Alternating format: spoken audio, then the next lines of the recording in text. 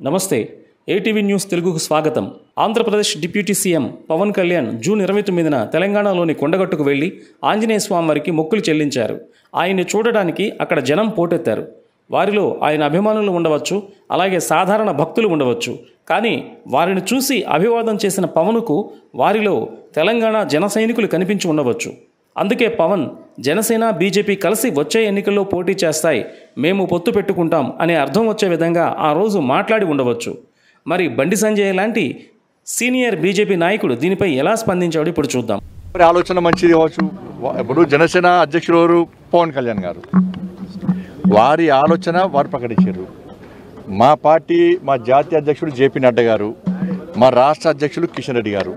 కాబట్టి వారు ప్రతిపాదించారు కాబట్టి, ఒక ప్రతిపాదన ముందు పెట్టారు కాబట్టి మా రాష్ట్ర అధ్యక్షులు, మా జాతీయ అధ్యక్షులు, మా పార్టీ మొత్తం అందరు కూర్చొని ప్రజాభిప్రాయము, కార్యకర్తల అభిప్రాయము, నాయకుల అభిప్రాయం సేకరించి దానికి అనుగుణంగా వివరిస్తుంది తప్ప బండి సంజయ్ ఇయ్యాల మేము జనసేనతో పొత్తు పెట్టుకుంటాము అంటే అటువంటి పార్టీ మరి కాదు.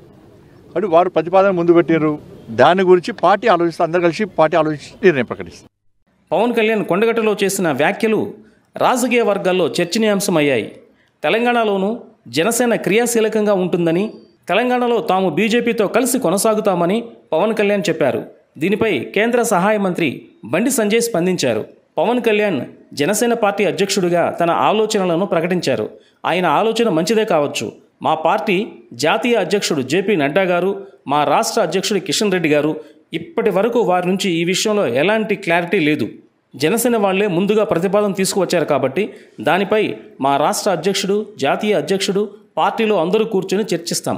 ప్రజల అభిప్రాయం, కార్యకర్తల అభిప్రాయం, నాయకుల అభిప్రాయం సేకరించి అందుకు అనుగుణంగా వ్యవహరిస్తాం. అంతే తప్ప ఎవరికి వారు పొత్తుపై నిర్ణయం తీసుకోలేం.